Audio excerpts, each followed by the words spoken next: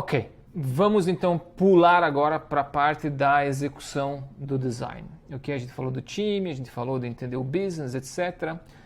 Agora aqui nesse nosso próximo passo a gente vai ver toda a parte de design. Então, como eu comentei antes, o design não foi só o website, foi praticamente toda a parte de branding da Axios, que incluía o website, que incluía o produto chamado Axios HQ, que é um produto de escrita, vou mostrar para vocês algumas demos também, e toda a parte de social media, de eventos também, que tinha bastante. HQ está aqui, eu tenho uns videozinhos para mostrar para vocês. Mas vamos começar pelo website. O website, mostrando, se vocês lembram bem o que eu mostrei ali na frente, em termos de estrutura, a gente não mudou muito, a estrutura praticamente continua a mesma. Por quê? Porque a gente, através do research, a gente viu que as pessoas estavam muito familiares já com essa estrutura da coluna. A gente teve que mudar a questão do clique para a leitura do artigo completo, porque também, como eu mencionei ali para trás, antes você clicava no Go Deeper aqui, que é praticamente para ler o artigo inteiro, e você ficava na mesma página, você não saía desse feed aqui.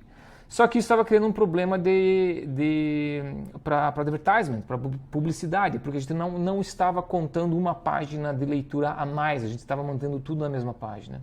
Então o inventório, eu esqueci o nome agora, o número de ads que a gente estava mostrando não estava ajudando na parte de revenue do website. Então essa foi praticamente a maior mudança, a gente mudou isso, a gente colocou de um jeito que a pessoa clica e vai para uma outra página, resolvendo o problema da publicidade. Aqui estão algumas explorações de design. Então a Axios é conhecida por ser muito minimalista, então a ideia era remover da cara do usuário toda a interface possível, então é muito branco, muito espaço. Por quê? Porque tem essa leitura do Smart Brevity, né? Que os artigos são curtos, então como é que a gente passa essa ideia do artigo curto para a experiência visual do produto? Então toda essa limpeza visual faz parte desse conceito de Smart Brevity, que foi bem aceito, digamos assim,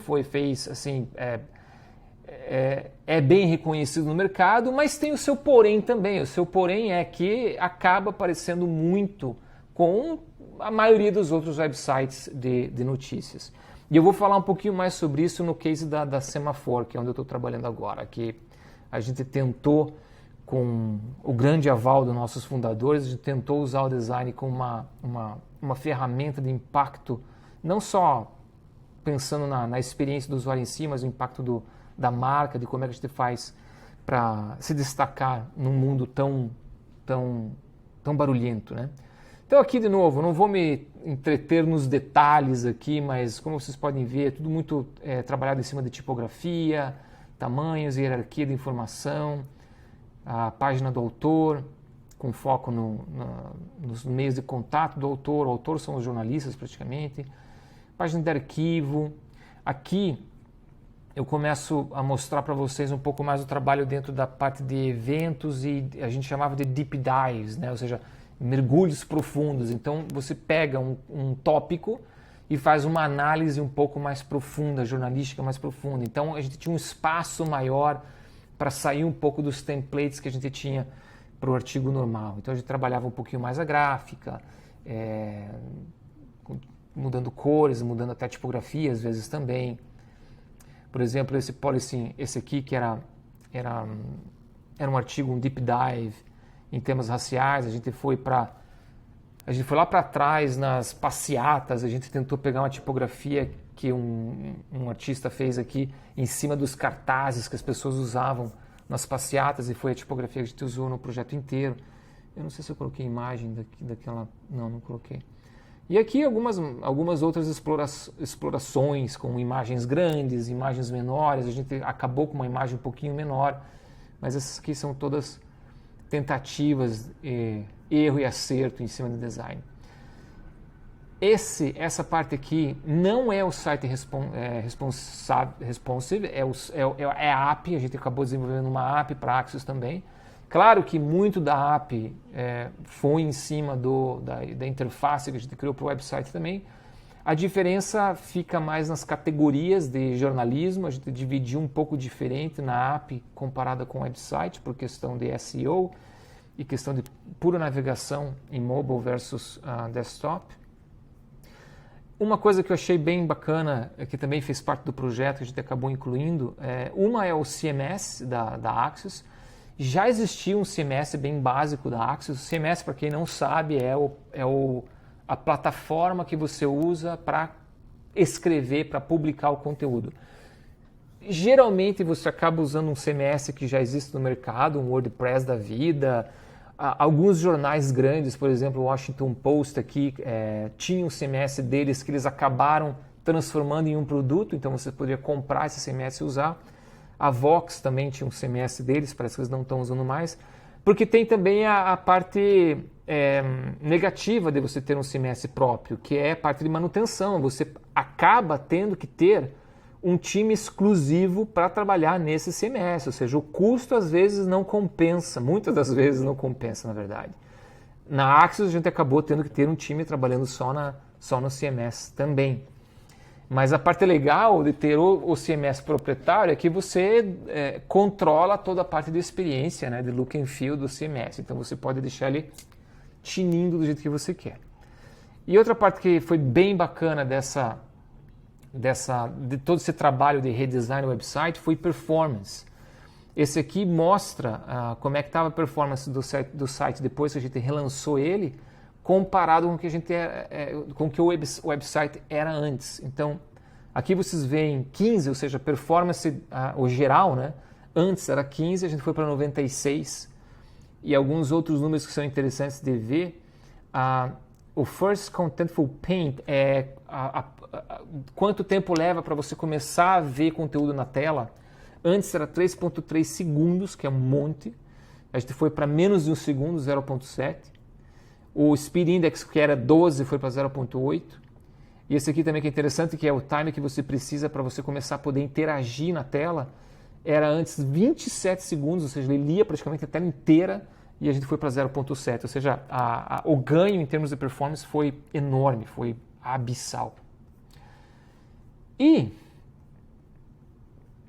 a parte de growth, que geralmente vive, digamos assim, paralelo ao produto, em termos de time, né, como é que você pode ver times de várias maneiras, tá? Mas geralmente você vê times de produto, ou seja, são designers que trabalham dentro do produto. Aí tem um time de growth ou marketing, vai depender muito de onde você trabalha. Esse time de growth, marketing, trabalha em produtos que são mais focados naquele top do funil, ou seja, como é que você coloca a pessoa para, sei lá, para pagar por um produto, para assinar um produto e coisas assim. Eles estão focados nessa parte, né? Então a gente tinha designers dentro do time que trabalhavam com pessoas dentro da parte de growth. Da parte de growth, ali dentro da Axios, era praticamente as landing pages, ou seja, página que eu, sei lá, através do social media, Twitter, sei lá, Facebook, eu acabo numa página que me explica o que a newsletter login né? Então a newsletter login fala de tecnologia, você vai ver esse tipo de conteúdo, então clica aqui para assinar. A gente criou essas páginas para o pessoal do Growth em Webflow. Por quê? Porque se você coloca isso dentro do mundo de produto, você meio que trava, você amarra a mão do pessoal de Growth, porque eles têm que entrar no processo de produto. Ou seja, se eles querem mudar o layout de uma página, até o texto às vezes de uma página, se não tiver um CMS implementado, eles precisam entrar no sistema de sprints, etc., do produto para ter essas mudanças feitas. Só que, diferentemente do produto, growth / marketing, esse pessoal, eles trabalham dinamicamente, tudo muito dinâmico, tudo muito rápido. Soltou, testa, vê como é que está engajamento, vê como é que está conversão e vai ajustando, vai arrumando. Então, assim, dar esse controle para eles era extremamente importante. Então, a gente definiu que o Webflow ia ser a melhor ferramenta para eles E a gente construía essas páginas dentro do Webflow e dava acesso para eles num CMS bem básico, para eles mudarem imagem, mudarem texto e coisas do tipo assim. Quando existia uma integração mais orgânica, digamos assim, com o site em si, com o core, né, com o site em si, onde as pessoas leem as notícias, a gente tinha que colocar isso como parte do produto. Então esse aqui é um bom exemplo. Só que a gente fez de um jeito que você cria uma livraria específica para qualquer coisa que você esteja tentando fazer. Nesse caso aqui eram esses módulos, né, que a gente chama de modals, né, essas janelinhas que pipocam em cima do conteúdo, pedindo para as pessoas se registrar. Então a gente criou vários módulos, como vocês podem ver, que tinha um que é menorzinho lá em cima, tinha um que era um pouquinho maior, que tinha uma descrição do produto aqui, esse aqui lá embaixo. Esse aqui era especificamente para um autor, né, então se você está lendo esse artigo desse autor é porque talvez você queira ler mais sobre esse autor, então você pode assinar e a gente usava o autor como, né, o CTA para a pessoa assinar. E diferentes tratamentos visuais. E a gente colocou isso dentro de uma livraria. A gente criou um design system só de CTAs, só desses modals, né? E daí a engenharia colocou isso dentro do CMS, ou seja, o pessoal lá do Growth, aqui tem várias opções como vocês podem ver, ia lá e ativava qual que eles queriam. Eu quero o bottom one, né? O footer aqui, esse grandão que vai aqui embaixo. E eles testavam isso contra, por exemplo, esse aqui que vai no top. E daí, através de A/B testing, eles viam qual convertia melhor. E continuavam a usar aqueles que eles preferiam. Então, assim, acho que essa parte aqui é até interessante fazer meio que um recap, que também vai com essa história de produto aqui. Se a gente for aqui atrás, aqui, ó, a parte de produto, product design, que cuida da parte de produto, ou seja, website, app, CMS. E a parte do growth são os designers que cuidam da parte do top do funil e também da consequência dessas comunicações, né? Então, assim, eu consegui pegar o cara lá na landing page para assinar para uma newsletter.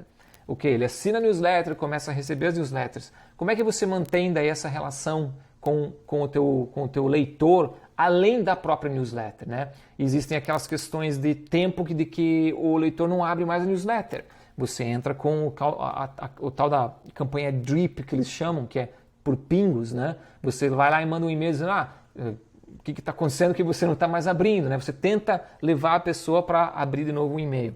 Até que chega um ponto que você limpa, porque senão começa a ter um efeito inverso nas tuas métricas de abertura. Se você tem muitas pessoas que assinaram, mas somente 10% estão abrindo a newsletter, isso não é saudável para você. Então, assim, é interessante que você limpa, né, essas pessoas que não abrem mais. Então, você vai ter menos pessoas lendo, mas as pessoas que estão efetivamente registradas lendo, vai fazer com que o teu número de leitor, né, a métrica de leitor, vá lá para cima. Então, você vai ter, 50% de leitores abrindo e lendo a tua newsletter, mas que realmente estão abrindo e lendo a newsletter, em vez de 10% e um número alto de subscribers. Eu sei que é meio, falando assim, fica meio complicado, mas não é complicado. Vamos lá, voltando aqui. Esse aqui deixa eu diminuir a bolinha, esse aqui é o tal do Axios HQ. No comecinho a gente chamava ele de Axios Plus. Então, assim, para dar um contexto da ferramenta para vocês, esse jeito da Axios escrever artigos, que são esses bullets, né? Deixa eu colocar aqui de novo, procurar aqui o exemplo. Aqui. Que são esses parágrafos curtos e esses bullets, que por sinal foi copiado por várias empresas, inclusive uma que no Brasil está fazendo bastante sucesso hoje em dia. Eles literalmente pegaram essa estrutura aqui de artigo e duplicaram no produto deles. E está tendo muito sucesso, assim, dá para ver que eles estão tendo muito sucesso. E claro, não tem nada de proprietário nisso aqui, então assim, funciona, copia mesmo e usa. Mas o que aconteceu? Tinha muitas pessoas que literalmente mandavam e-mail para newsroom, para os fundadores, perguntando, escuta, como é que eu aprendo a escrever desse jeito? E aqui tem um caso bem interessante, presta atenção, dá uma sentada e pega um copo de água e presta atenção, porque tem um caso bem interessante de necessidade. O que aconteceu? A Axios começou a dar, deixa eu até colocar aqui um full screen, a Axios começou a dar cursos de como escrever em Smart Brevity. Ou seja, sei lá, a Comcast, não é muito famoso no Brasil, né? Sei lá, a Google entra em contato com a Axios falando, como é que vocês escrevem desse jeito? Porque não é simplesmente resumir o conteúdo. Existe uma técnica que os jornalistas usam para escrever daquele jeito, ou seja, eles condensam. Então, por mais que o artigo fique curto, ele ainda tem muita densidade de informação, tá? Então, o que a Axios fazia? Não, beleza, eu mando um jornalista, ou 2, 3 jornalistas, aí no Google, ele fica aí com vocês uma semana, a gente tem uma grade, né, desse curso, digamos assim, vocês pagam pra gente quantidade de dinheiro, e vocês saem daí escrevendo em Smart Brevity. Daí é claro que a próxima pergunta que vem para você é como é que você produtiza, como é que você transforma isso que hoje é um serviço em um produto, usando tecnologia. Hence, como eles falam aqui, Axios HQ. Então vamos voltar para a bolinha. Então a ideia, o que era? A ideia era transformar... Me perdi aqui agora, cadê? Aqui. A ideia era transformar esse serviço que a gente tinha, que provia, né, para as empresas que pediam, em um produto que qualquer um possa ir online, assinar, fazer uma conta e começar a usar. O produto hoje está no seu, deixa eu pensar agora, terceiro ou quarto ano. Quando eu saí da Axios, ele já estava fazendo mais de 2 milhões de revenue. Então, assim, ele achou um nicho de mercado bem interessante. Não é um produto para todo mundo, é um produto mais para comunicação empresarial mesmo. Mas eles conseguiram abrir um novo fronte de negócio, de business, de revenue para eles, com uma demanda de serviço em cima de um produto que eles criaram, que é essa forma condensada de escrever artigos. Tá? Aqui, deixa eu pular para cá, vocês vão ver algumas demos. Então, por exemplo, esse aqui é como é que você escrevia uma newsletter. E aqui tem uma outra coisa interessante. A gente estava já trabalhando com machine learning, isso já fazem 3, 4 anos, então assim, AI não era muito ainda comum de se escutar por aí. A gente tinha, eu lembro muito bem, eu lembro que eu vi as demos dos engenheiros, eles pegavam os artigos escritos pelos jornalistas e através do machine learning eles transformavam aquilo em regras. E para quê? Para você que não sabe escrever em Smart Brevity, você copiava teu texto ou escrevia teu texto e daí você praticamente selecionava o texto e a ferramenta falava para você, aqui tem muito texto, você pode condensar isso e de repente fazer um bullet points. Mas deixa eu mostrar aqui. Então, por exemplo, aqui vocês podem ver meu mousezinho ali, eu vou criar uma newsletter nova, partindo de um template em branco. Essa aqui, na verdade, era uma newsletter interna que a gente tinha lá dentro, todo o time tinha newsletters lá dentro. E agora eu vou copiar e colar. Então isso aqui era só um exemplo, né, de intro. Agora eu vou copiar o título. Aqui, veja aqui do lado, aqui, ele já dava para mim uma ideia de como é que eu posso melhorar o título. Vou procurar uma imagem. A gente podia subir imagem ou pegar imagens que a gente tinha já feito upload no sistema. E agora o texto. Não tem como tirar esse trocinho daqui, né? Tem, aí. Não tem. Aí. Eu copiei, what's new. Então assim, ele já está me dando um score lá em cima de quanto Smart Brevity is. E aqui do lado ele vai me explicando e vai me dizendo o que eu posso fazer. Então aqui ele vai me dizer, embaixo, se eu clicar aqui, você pode fazer isso aqui virar mais curtinho, tal. Então eu clico e ele dá uma melhorada. E assim ele vai me ensinando a escrever em estilo Smart Brevity. Tá vendo? Convert to bullets. Ele explica por que é melhor Eu vou lá, clico OK, beleza, converto bullets e aí vai. Add bolding para começar a frase. E por aí vai. O projetinho estava bem bacana. Agora deve estar bem melhor, porque isso aqui já fazem, sei lá, 2, 3 anos que eu gravei esse vídeo. Mais uma. Aí aqui eu podia colocar colaboradores, tal, podia dar comentários,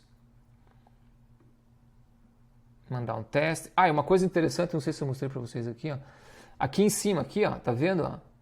De 57, ó, ele vai subindo. 86, agora provavelmente ele vai subir um pouquinho mais.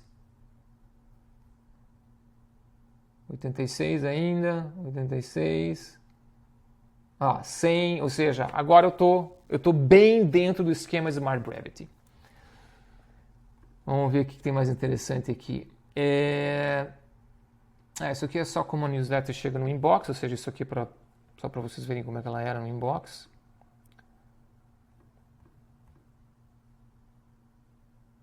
Então, assim, também tem aquele esquema do tal do what you see is what you get, né? O CMS, o produto em si, simulava muito bem a estrutura da newsletter. Por mais que, eu não sei se vocês têm essa noção, mas trabalhar com newsletter é complicado porque e-mail é extremamente limitado. Então, assim, qualquer coisa que você pense em fazer que vá um pouquinho além tecnicamente é impossível de recriar em e-mail, então é extremamente limitado. Vamos voltar para o nosso Figma. Então é isso. Parte de design fechou. Vamos pular agora para o Axios Pro no próximo vídeo.